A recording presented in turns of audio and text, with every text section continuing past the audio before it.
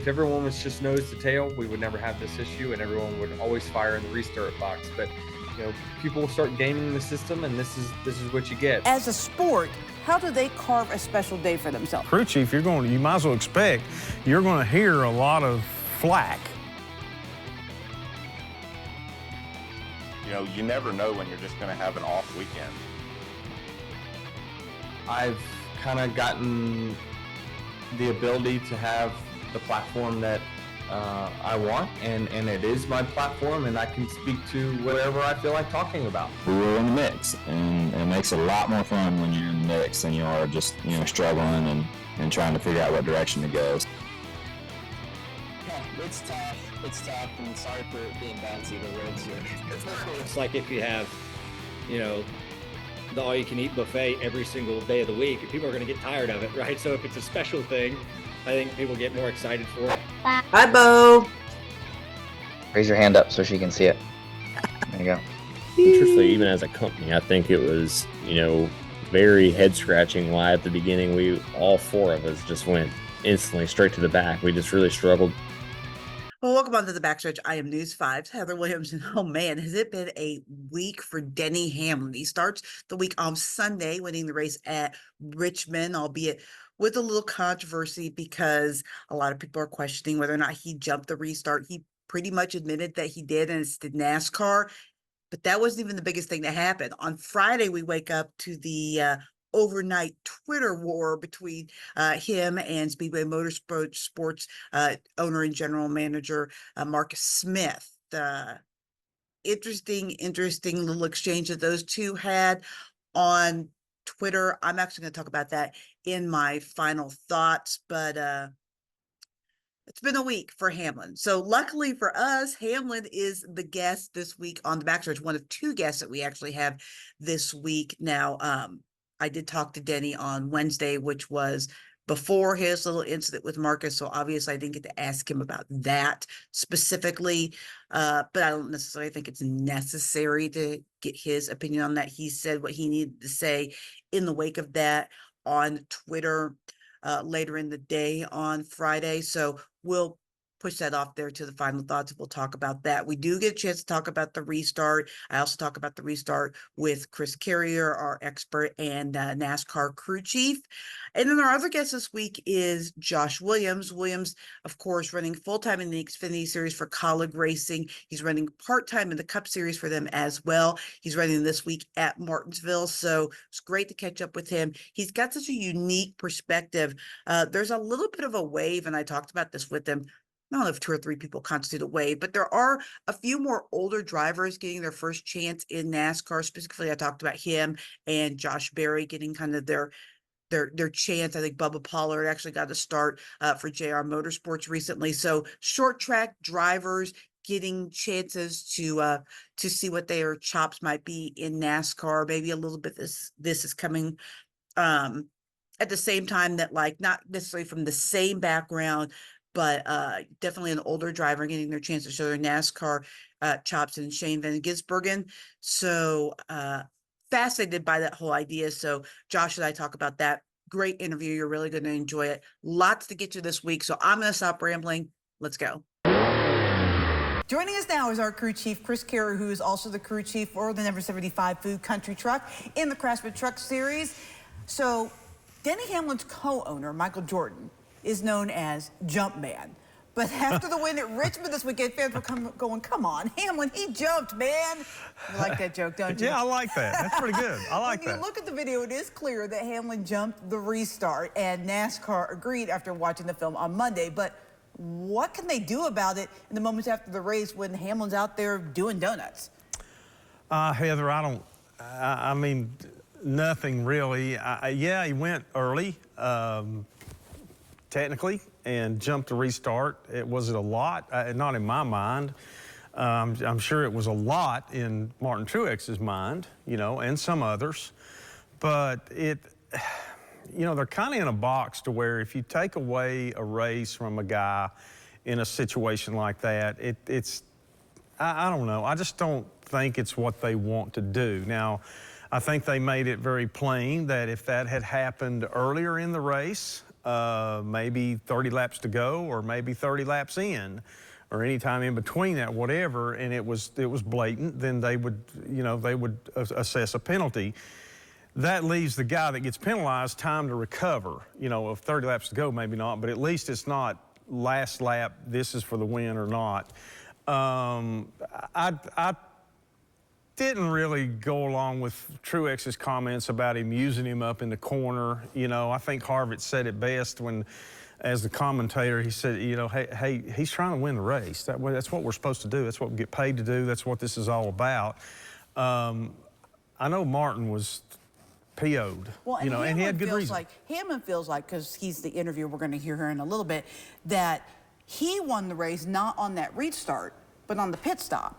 No, he went to the absolutely. pits third or fourth and came out in first. And he made comment on that. As you said, he made comment on that in his post-race interview on the start-finish line. He said, man, these guys, my pit crew, he said, every one of them deserve one of these trophies. That he gave all the credit to them. He just tried not to mess it up and finished it out, and so on and so forth, took the win. But, a good win for his team, and overall a really good night for Joe Gibbs Racing and Toyota Racing. They had some fast cars up there, and it came out. I know Truex and his team not happy about the finish. They didn't want to see a caution flag come out with him, maybe less than 10 seconds away from the white flag, which would have basically ended the race. But it did, and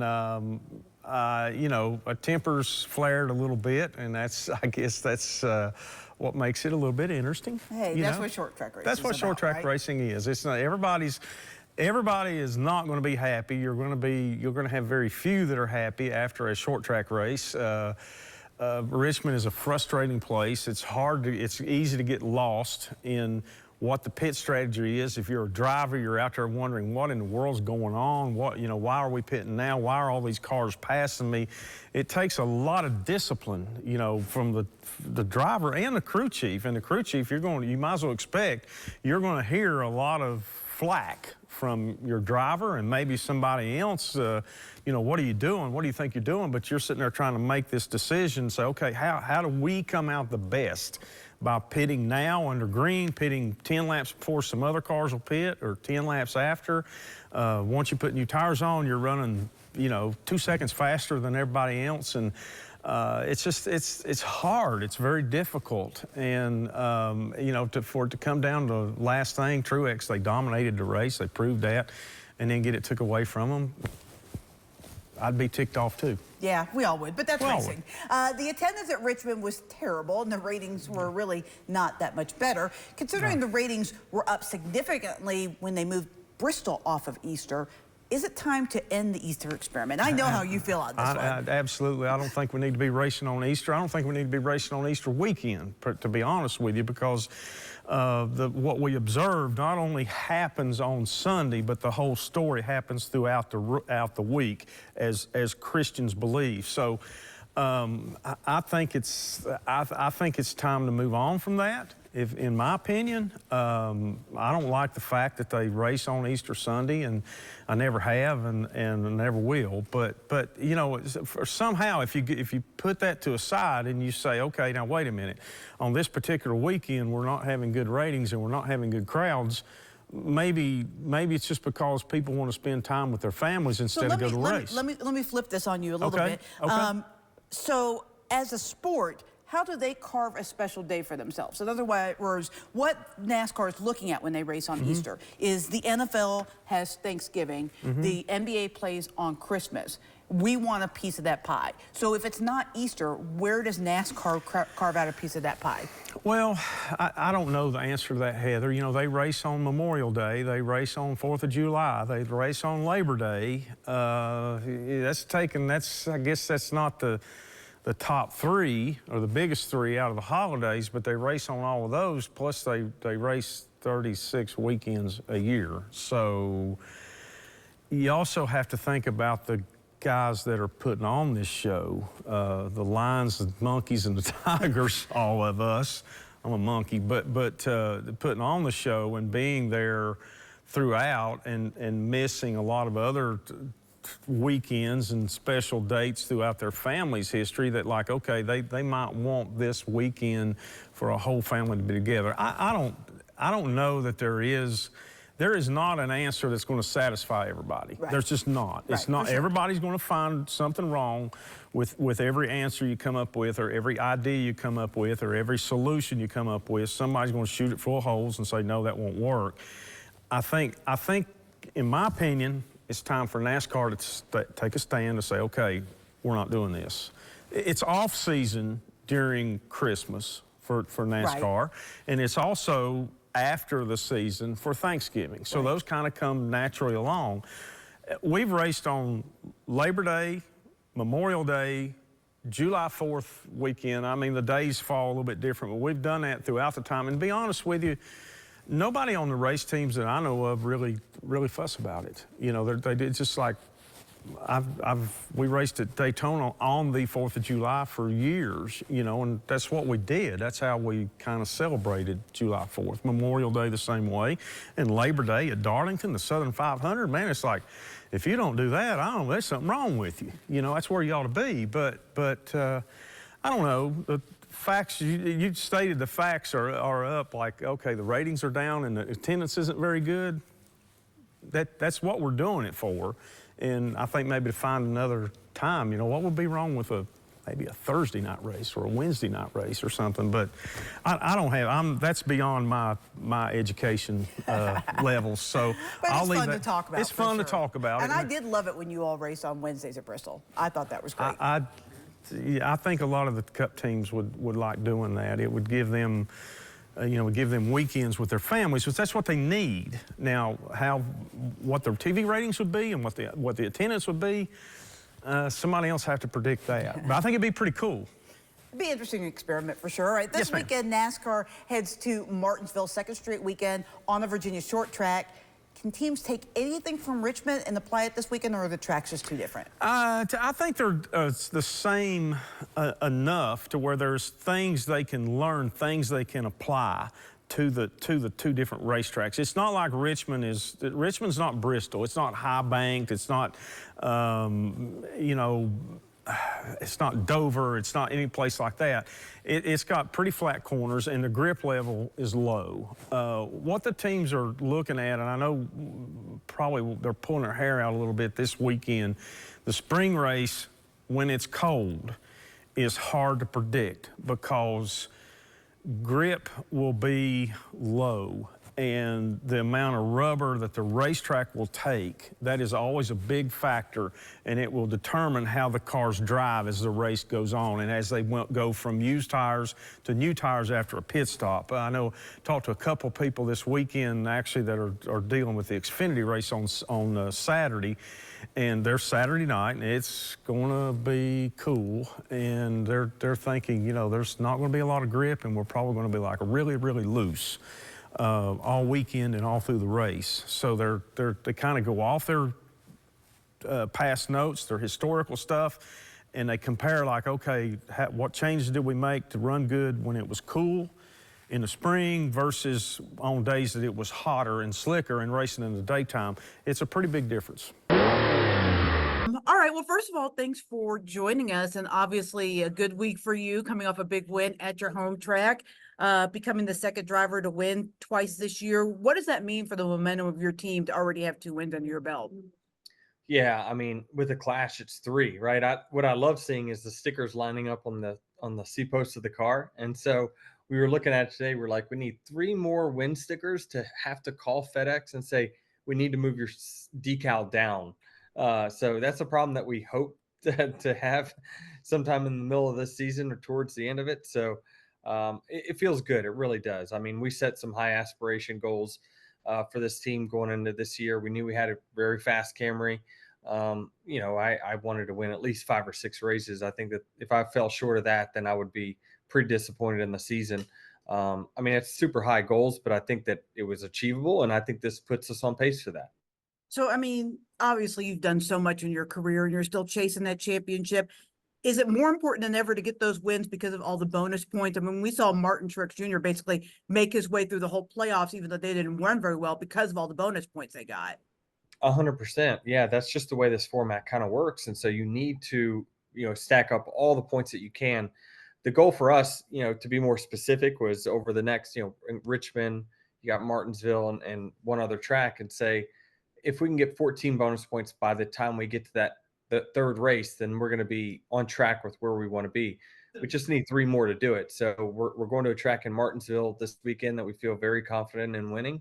So I think that things are going as planned. Yeah, plans can always change, but right now we're on track. The schedule changes so much from year to year, but the beginning of the season just really seems to stack up so well for you. Would you like to see it stay like this? I mean, Daytona, Bristol, Martinsville, Richmond, all right there in that first little chunk. And Phoenix, too, is another place that you run really well. I mean, this is a good set of tracks to open the year for you guys. It is certainly the short tracks have always been very good to us in the past, throughout my career, and then this year is obviously starting off fantastic. So I think it just kind of works out with the weather. I think that that's a big factor in the scheduling of why we put some of these tracks where we do. Once we get in the summer months, I mean, it could be grueling if you start getting in some of these tracks in the middle of the summer. So we go up to Michigan and New Hampshire and tracks like that. So it does, because it gets us on track pretty early in the season and lets us start hitting our stride pretty early. So I definitely like the way it lays out. It seems like Toyotas have been really good with the new body so far this year. Was there any concern about that? And are you performing where you thought you were, ahead?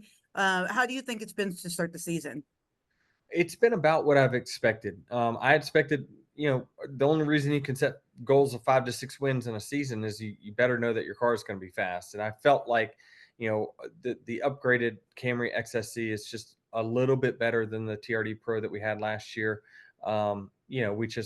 This is the first car that we got to design around a specific rules package that we knew about and didn't get changed in the last minute. So that was the advantage for us, is finally developing a car around what we have.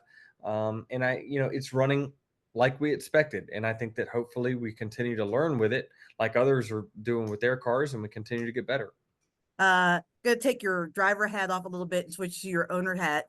Your 2311 teams have run really well, but they really haven't had the finishes to show for that. Are you concerned at all as an owner about the fact that they're running with the Joe Gibbs Toyotas, but not getting the finishes? Yeah, there's just so many factors that go into it, but certainly I don't love the finishes. I certainly am a little disappointed with that. It's various reasons though. I can't pinpoint one thing. We go over it every week of, here was our challenges and why are we not running right with the JGR cars in the moment. So I think that over the next few weeks they've got some time to prove themselves that they're capable of winning races, and let's just see how they do. Martinsville's such a good track for you. What's the key to maybe finding victory lane again this week? I think it's going to be execution. Truthfully, I think that it's going to be very similar to last week, where we need to just put ourselves in position to, have that money stop at the end. It comes down to qualifying well. It comes down to not making any mistakes, no penalties on pit road.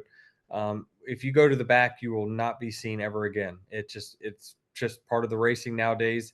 So we have to make sure we execute a flawless race, and that starts with Saturday qualifying. So a lot was made of the end of the race last week at Richmond.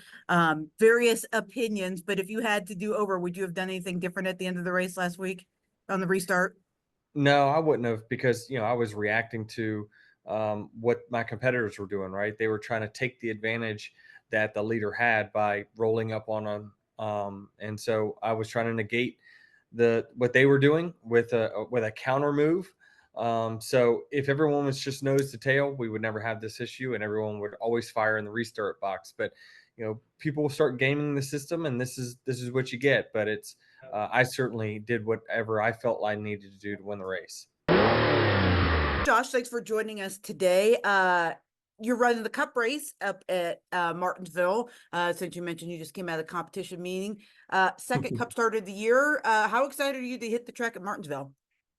Super excited. I love Martinsville. I'm a short track racer, so that fits right in the wheelhouse there. So we'll see what happens. It'll be a little different for me. Running the Cup car there at Martinsville, and we'll get some laps the day before an Xfinity race, so that'll be good. a little different too. The cars are totally different too. So it's going to be a little bit of a swing back and forth, but looking forward to it. And I know everybody here at Kaulig's working hard out in the shop. I can see them from here, and they're preparing a good looking race car.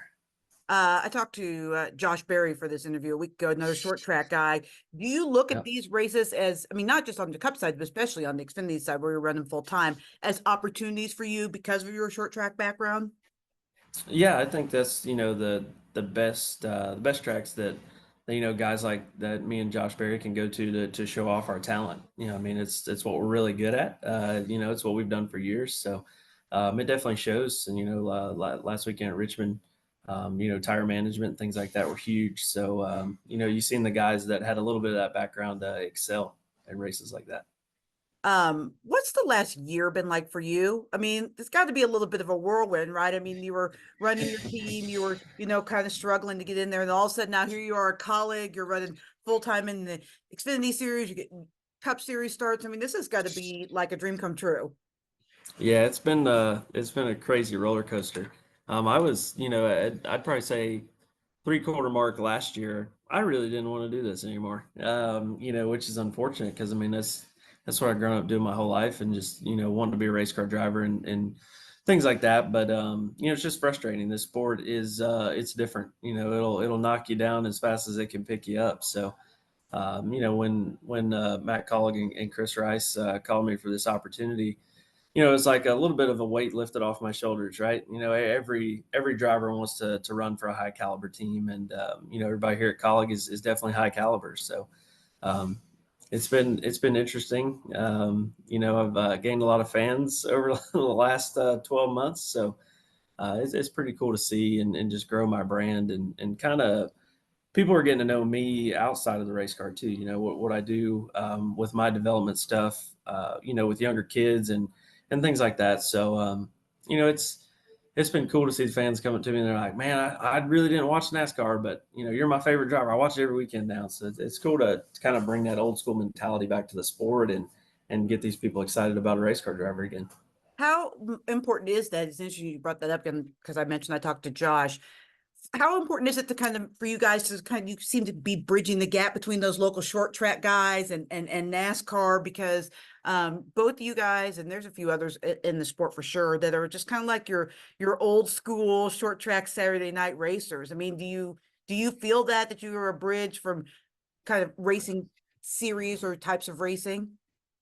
I think so, because a lot of the short track people, that's what they watch. That's what they enjoy. And sometimes they don't watch on Saturdays and Sundays because they think we're all suitcase drivers, what I call them. But there's a bunch of us in the field, man, that we're still old school. We can still work on a race car. We can still build parts. We can do things like that, and I think that's what people enjoy. I think that's why they follow guys like us, because they're used to the guys working in their garage during the week so they could go race on Saturday, and that's what we are. We're not afraid to work and to make our race cars better. So what's the key this weekend? Like, what do you guys have to do to get up there and contend for top 10 or, maybe even the win? Martinsville's tough because you never know what's going to happen, right? Martinsville's always a hectic race. It's super hard to pass, and everybody's real tight. The whole field's tight together. I mean, qualifying is going to be crucial, I think, for track position to try to get ahead of the program just a little bit and not have to try to navigate through traffic as much. So not getting spun out is going to be key. I think everybody's been pretty aggressive this year, so I think it's going to be a good show for sure, and the fans are going to enjoy it. So are you more aggressive at Martinsville, and do you expect other drivers, you kind of mentioned it, to be more aggressive at Martinsville, and are you a little more forgiving because of that? I don't know. I mean, race car drivers we're always mad at something. So, and places like Martinsville are definitely places where tempers will get high, and it's tight quarters, close racing, and I enjoy that. But yeah, you got to take some of that into consideration. Usually, if somebody gets into you, it's not even their fault. It's the guy that was 5 cars behind them. So, it's I don't know. I like racing like that, dude, man. All right, so for my final thought, Marcus Smith v. Denny Hamlin. I actually couldn't sleep on Thursday/Friday morning night, so I saw this kind of unraveling in real time, and I couldn't believe what I was reading. I kept checking to make sure that these weren't like, dupe accounts, duplicate accounts, fake accounts. My camera just freaked out. And they weren't. They definitely were not. They were definitely coming from those two people. And my thought was, you really shouldn't be drunk tweeting. That was like my thought as I was reading through, I guess it's X, so posting now, the posts. It got really personal, which seemed really out of character for Marcus and really for Denny too. I couldn't understand why this was going on, and I don't really care. It's a bad look for both of them to get so personal. I'm all for debate. I've got a history of debating people on Facebook, on X, in real life. I love a good debate and a good conversation, even if it's a little bit controversial, even if it's a little bit off the rails. But when it gets personal, that's when it becomes kind of cringeworthy. I don't like name calling, the would-be champion, the ruining your daddy's name, all of that kind of stuff. It's a little cringeworthy. So I was glad that Marcus took that down. I was glad that they kind of said, we let it get out of hand. I don't know what the fuel is behind this, but it sounds like really they need to have a private conversation and work that out. I'm a huge believer of, you do not have to like everybody you work with. I do not like everybody I work with, but in public settings, I don't air that dirty laundry out. And I don't think that they should be doing that well within the confines of your circle, privately, one-on-one, even maybe among coworkers. If you don't want to get along, if you don't like each other, that's fine. But when you kind of take it out of the family and it gets messy, that's where I think they both crossed the line. And so hopefully lesson learned there. Maybe they can deal with their issues, whatever they are, with each other a little bit better going forward, because that's what's going to be best for the sport. Thanks for joining me on the Backstretch. I'll be back next week.